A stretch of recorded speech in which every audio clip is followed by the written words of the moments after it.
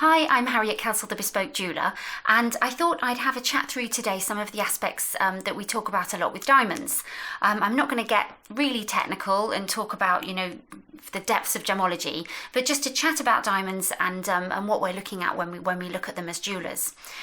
So diamonds are amazing things, and it's easy to forget that when we're looking at a diamond in a ring, diamonds can be up to 3.3 billion years old. It's amazing. And so we're looking at really ancient things, and they're very valuable because they're very rare and they're hard to find. So diamonds occurred 150 to 200 kilometers below the surface of the Earth, and then they're down there. They were subject to very high temperatures and pressures, and then what happened was that they blew to the surface in something like a volcanic eruption, but something much bigger than a volcanic eruption. When we might never be sure what, and this is how diamonds were formed, going through that process, and then came to the surface.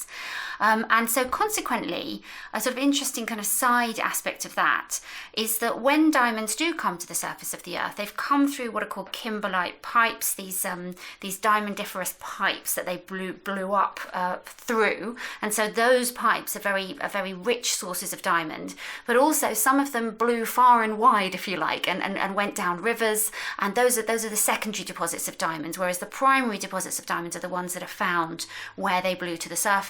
But the reason I mention this is that it's actually impossible to know when one finds a diamond where it actually came from, because it came from deep below the Earth, and even where it erupted isn't really where it was formed. And furthermore, it might be a secondary diamond deposit of a diamond which has gone down a river and into the sea and could be miles and miles and miles away from the source. So a lot of people don't realise that you can't really say where a diamond came from dependent on where you find it. So one of the things that's really exciting about diamonds is that interesting mixture of nature and then what man can do to enhance this material.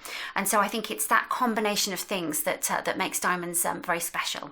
So when we're looking at diamonds and trying to analyse how they seem, we talk about 4 C's, sometimes 5 C's. So we talk about the cut, the colour, the clarity, and the carat weight of the diamond, sometimes the 5th C being cost. And so these are the four C's that we categorise different aspects of a diamond by. So I'm just going to show you this chart. Now this chart's quite handy. It's actually all over the internet, but I did try and look up where it's from. Annoyingly, I haven't got the book here, but it's from Diamond Grading ABC by Verena Pagel-Thaysen. Sorry if I'm pronouncing that wrong. I think that's where this chart comes from. I hope I'm right. If I'm wrong, I'll post differently at the bottom of the page. But this chart's just what I'm going to use to talk it through because I quite like it. It's quite a nice one. So if we're looking at the first C on this diagram is cut. Now, in sort of layman's terms, in very basic terms, then when you're talking about cut, you're talking about the shape. We probably all know that you can get round, brilliant cut diamonds and pear shapes and heart shapes and, square ones, so on. But actually the cut, there's a lot more to the cut than that. And in my opinion, the cut is very much an extremely important part of a diamond and the thing that can really make or break the diamond, as to how well it sparkles, how good it looks. So what a lot of people don't realise when they first start looking at diamonds is that they're also quite deep. So this is a diagram which shows you a diamond sort of side on. If you were looking at it sort of like that. So here is what's called the girdle of the diamond. This is the widest point of the diamond. It gets a bit smaller here. This is the crown area of the diamond, and the table is the very top of the diamond, the very top part of the cut. And then underneath you've got a lot of diamond going on down here. So this is called the pavilion part of the diamond, right down to the tip, which is sometimes a tip, and there's sometimes a little cut down there called a coulet. Now when I see this, I think it really brings home to you how much of the diamond is often going on under the surface of a ring. So in this case, the only part you're actually seeing is the very top and the crown. Everything from the girdle and lower is hidden inside most rings. Occasionally you can see some of the side if the design is open there, but it's just important to understand that there's a lot of depth to a good diamond, and that's important because the exact proportions of a diamond are what will dictate how the light travels around the diamond, and therefore how much sparkle you actually get from a diamond in simple terms. So if, for example, this diamond was very shallow and somebody had put this nice pretty crown in place, but it kind of went like that and stopped there, it would be a very shallow diamond, and it wouldn't totally internally reflect the light as well and as efficiently. So that what you want is the light to travel into the top of the diamond, bounce around the structure and come right back at you. That's what gives you the amazing effect of sparkle that diamonds have, and also you want it to that light to split into the rainbow colours, which is an amazing property of diamond. That's what it will do. It's called dispersion, and so the idea with a well cut diamond is that you're maximizing the total internal reflection of the light that happens within the diamond, and then furthermore, if the diamond was too deep, it also wouldn't work properly, and you'd end up with either a sort of dull stone or a dark stone, depending if it's too shallow or too deep. So what you want is a nicely proportioned stone where all of these angles work properly to give you the maximum sparkle. And a diamond in itself, each diamond is different. A lot of people say, you can classify them with the 4 C's and that's that. But there's a lot more complexity to it than that. Each diamond naturally, as a material, has sort of factors to it that give it 3 things. And those 3 things, when I'm talking about cut, are what we try and maximize by the way that we cut the diamond. So we're looking at 3 things that occur naturally in the piece of stone and bringing those out to our best ability with the cut of a diamond. I say I don't cut diamonds. This is a very specialist part of the trade. It's a lapidary part of the trade. I'm a jeweler, I set them, but when I say us, I mean the human race. So what those mean is brilliance is the return of white light to the eye. So every time light goes in it, you want white light to sparkle back at you. And then the second one, dispersion, also known as fire, is when the white light goes into the diamond, reflects around the diamond and splits like one of those wonderful prisms you used to get in physics lessons into rainbow colours. And that's dispersion. So every diamond will do an amount of brilliance, amount of return of white light, and an amount of dispersion, amount of splitting it into rainbow light. And you want, to maximize those 2 things. Those 2 things are really good. They give you what we want from a diamond, lots of sparkle. And then the third aspect is the scintillation, the way that it sparkles on movement, like you might scintillate down the stairs in a sequin dress. So that's what we're looking at in a diamond as well. Those 3 factors are what we're looking to maximize when we're looking at the cut of a diamond. Now, you can't quantify those things because they occur naturally in the material, which is why, however good your cut is, you can't write down on paper how good your diamond is going to look with respect to cut, because however perfectly you make those angles, you can't say this is how much brilliance I have got in this diamond. There's not a scale that works for that. So this is why some people get confused and they think you can buy a diamond just based on what's on the certificate, but you can't really. So that's just to explain that part. The other thing we're looking at in a cut, as I've touched on before, is a well-proportioned stone.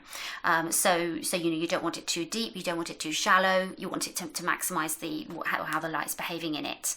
A lot of my customers get very confused about this teeny tiny little cut at the bottom called a coulet, and they come and they say, I want a diamond and it must have a coulet, because they've read somewhere online that it's terribly important. And really, in my opinion, it's only important if it's too big, because then it's visible from the top of the stone. And as long as it's not visible from the top of the stone, it really doesn't matter if it's there or not. It's there on some brilliant cut diamonds and not others, which is why a brilliant cut diamond sometimes has 58 facets, sometimes 57 facets, whether or not the coulet's there or not. That's a lot of facets, isn't it? If you think about it, a little thing like this, even a much smaller one, will have 57 or 58 facets if it's a brilliant cut diamond. It's an amazing thing, and they're all perfectly cut and perfectly aligned to maximise that sparkle. It's a wonderful thing.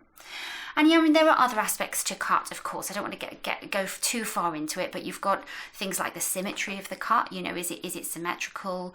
You've got things like the proportions. You know, is it well proportioned? That I've already mentioned. You've got the polish. You know, how good is the polish on the stone? And that's crucial, because a well polished stone can look much brighter and sparklier than one that hasn't been properly polished. So yeah, there's a bit more to the cut than I'm touching on here, but I'm just trying to give you a few of the basics.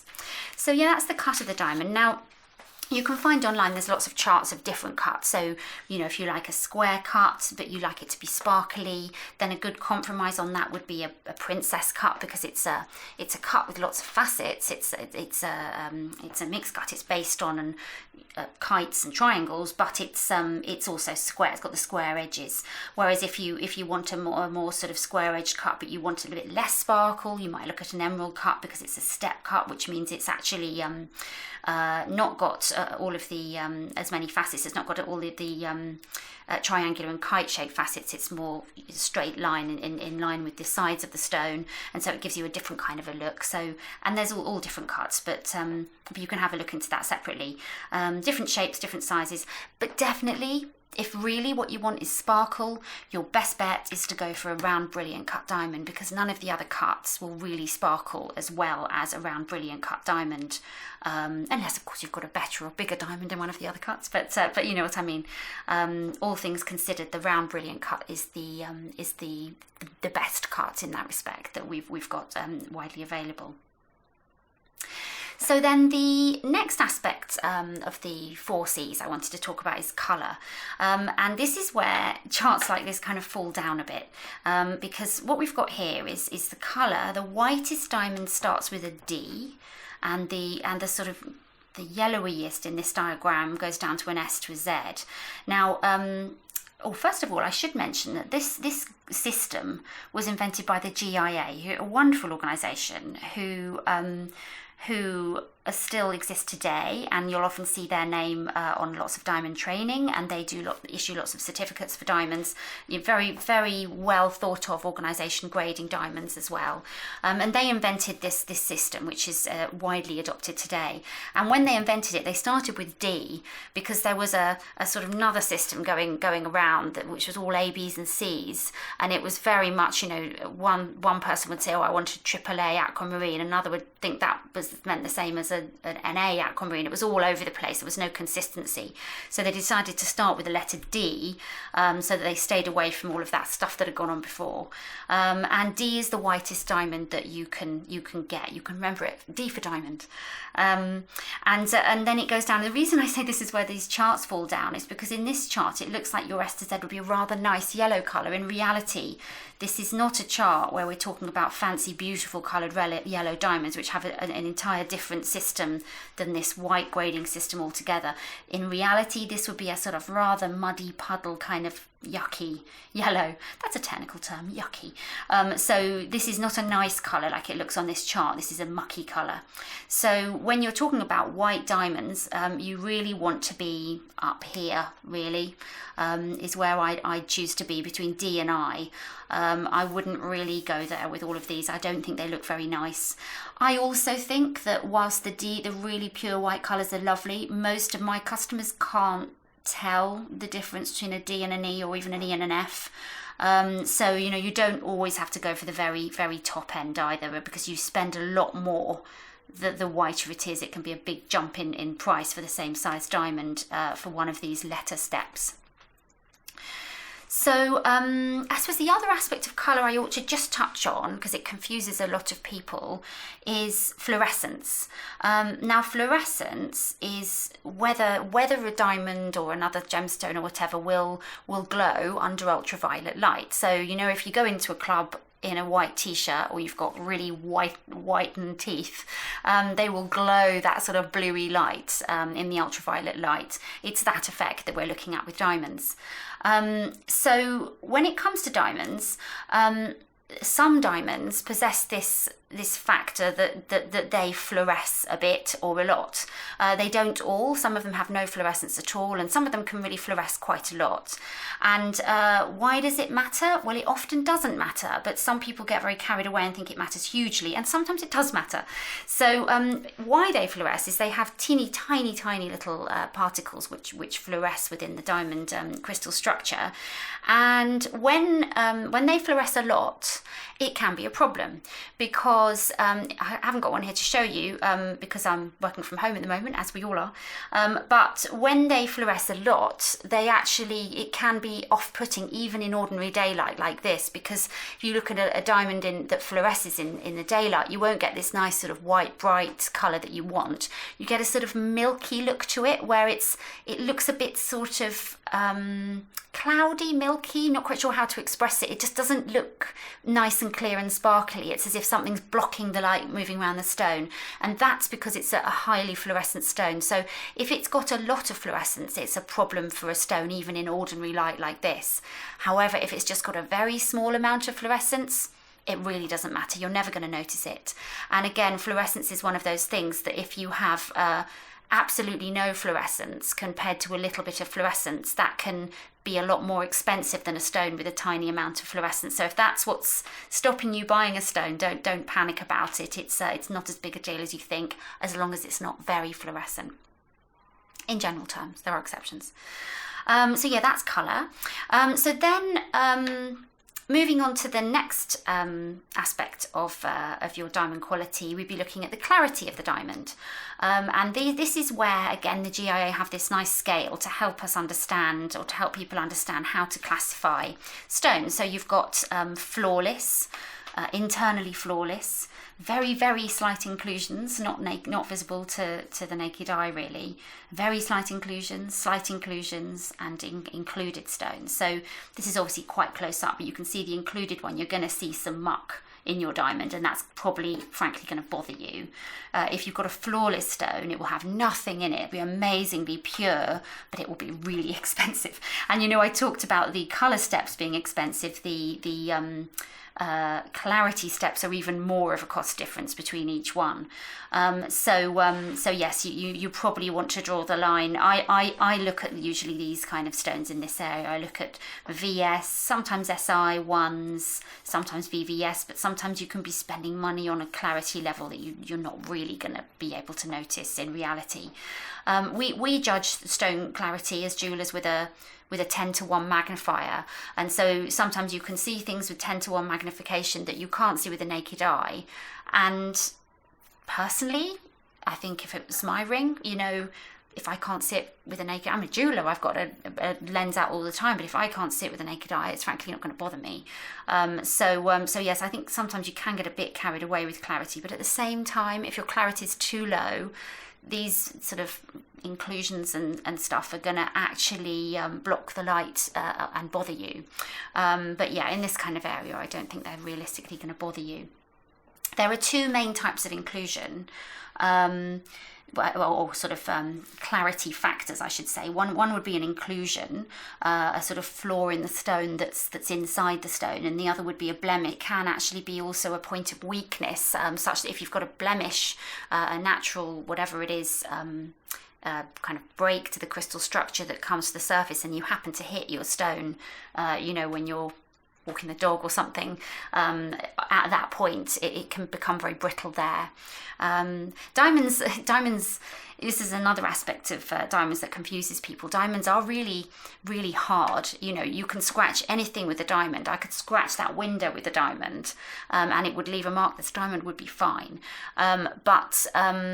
And that makes them very hard, but that's not the same as toughness. Now, toughness it means that actually, if I was to drop this diamond on my, say you had a wet room, one of our customers has a wet room, and drop their diamond ring on the ground on one of those really strong tiled floors, and it hit right on a facet and it chipped the diamond. So they are fairly tough, but they're not the toughest material. They are hard, but they're not tough, which is why we can potentially cleave them and split them.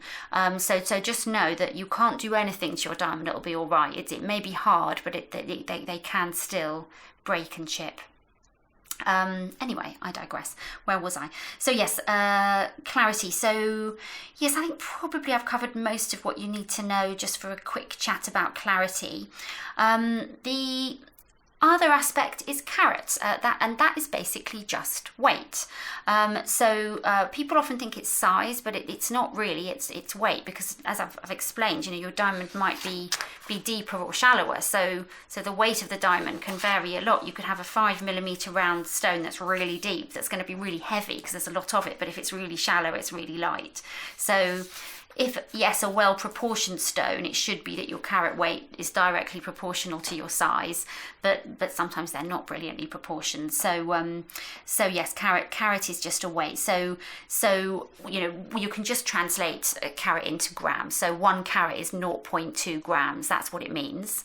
Interesting history to that. It comes from a carob bean, because most of the countries where diamonds are found, carob also grows, and so when back in many years ago, and there was trading diamonds early on, they found what they considered to be a relatively consistent thing, which was a carob bean, and they would compare the weight of a stone to 1 carob bean. It always makes me laugh. I kind of imagine sort of some dodgy diamond dealer with 2 carob beans, one the heaviest one you can find and one the lightest one, switching them cunningly. I don't know why I think like that. It's a bit weird. So anyway, that's where the word carat comes from. And confusingly, we spell it with a C in England for both diamond weight and also for gold carat, which is actually an entirely different thing, which is about the proportion of gold in the alloy. Whereas in America, carat with a K is what you would describe the purity of gold with, and carat with a C is what you'd weigh your diamonds with. So yeah, carat weight, it's just about how heavy it is. Sometimes you'll hear diamond dealers talking about points. That's points of a carat. So if I said, I've got a 22 pointer, that would mean I've got a 0.22 carats stone. So just under 1/4 of a carat. So following on from that, you can buy a diamond with a report or a certificate with it. Now, what that is it's a piece of paper that a lab has given that says this diamond is a 0.5 carat SI1 clarity, J colour, whatever it is, and it's all classified on that bit of paper. It's somebody's opinion on the quality factors of that diamond. So one lab is not the same as the other. So, there are some labs that are really well respected, like the GIA, and then there are other labs that are also well respected, and there are other labs that really aren't well respected. In fact, I could say, hi, I'm Harriet, I've got a lab. Actually, my lab would be amazing. I could say, my neighbour, he's all right really, he's got a lab, and he can just say, yeah, that diamond's 1/2 carat and it's SI2, honest. So you've got to be careful with who's actually issued your certificate, and that it comes from a lab that you trust. It's not necessary to have a certificate with a diamond. It doesn't make the diamond any better. It just means that diamond's come with someone's opinion on what it is. I suppose it's like the AA or some other organisation doing a check on your car compared to some bloke down the road who you vaguely know doing a check on your car. They're both a check on your car, or you could just not do the check on your car. You could just go with it and think I know what I'm doing, I'm all right. But the AA one's going to be a bit more respected than the bloke down the road one, for example. So that's what a diamond report is.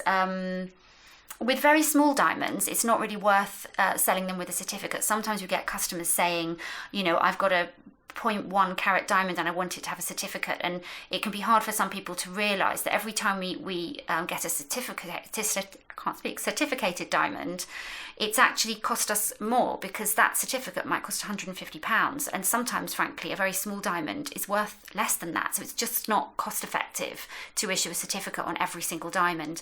So we, for example, we sell everything over 1/2 carat with a certificate, but below that we're not so worried. Some of them do have certificates, some of them don't, depending on how we've bought the stones.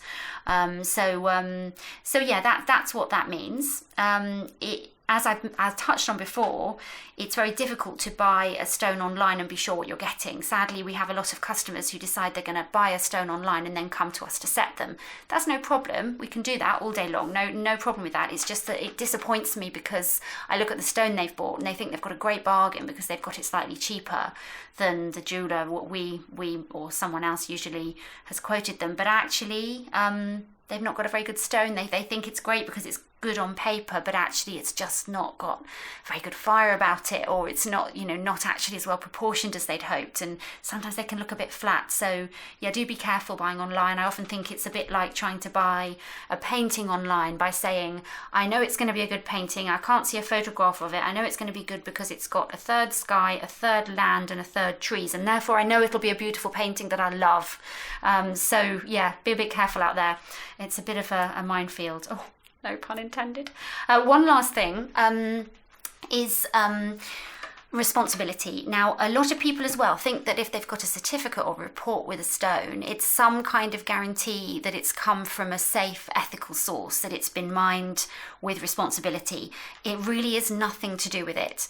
Anybody can issue a certificate. Any lab will issue. I can go into any lab and I can say, please, can I have a certificate on this diamond, and they will issue it. They don't ask me where it's from. They don't look at the receipt or where I've got it from. So it really, the certificate or report will tell you nothing about whether your stone is a conflict-free diamond. Now, what's really important when you're buying a stone is that it's actually followed the Kimberley process.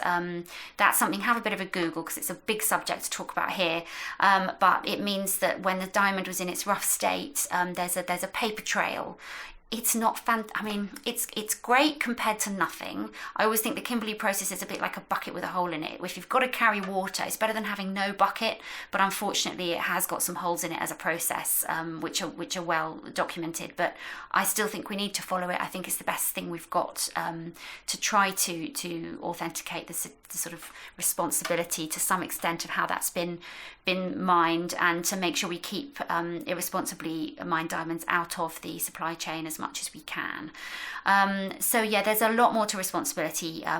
It's very important to ask your jeweler where your stone came from, and if they go, oh, it's all fine, it's got a certificate, it's fine, just ask them a few questions. Has it got its Kimberley paper trail in place?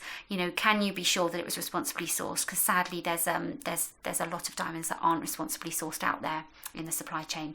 So yeah, that might be a subject for a whole other chat at some time, but hopefully I've covered some of the basics. I'm sure I've forgotten loads of stuff, but I hope you found it interesting. Do let me know. Now, if you want to know any more about diamond quality, something specific, do drop us a comment. And also, of course, there are loads of good ways to find out a lot more than I've just very quickly randomly spurted out. There are really good courses out there.